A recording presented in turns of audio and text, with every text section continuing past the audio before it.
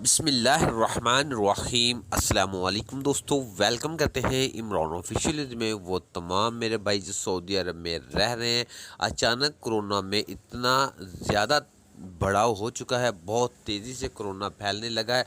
तो इस वजह से सऊदी वज़ारत सेहत की तरफ से सख्त पाबंदियाँ का ऐलान कर दिया गया है और नया हुक्म जारी कर दिया गया है। तमाम तजारती मराकज़ और सरकारी मराकज़ जिस कहीं भी आपने जाना है, खुली जगह में, दफातर में, स्कूल में, तो आपके लिए मास्क फिर से दोबारा लाजमी करार दे दिया गया है।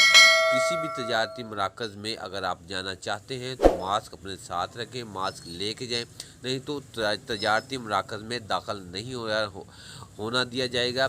तो जो तजारती मराकज़ इस चीज़ का ख्याल नहीं करेंगे, उनका तवक्लना या वैक्सीन नहीं चेक करेंगे, तो उनके ख़िलाफ़ सख्त कार्रवाई होगी। सऊदी वज़ारत सेहत की तरफ से तमाम अदारों को वार्निंग जारी कर देगी और अलर्ट कर दिया गया, कोई मेरा भाई SOPs की खिलाफ वर्जी मत करें।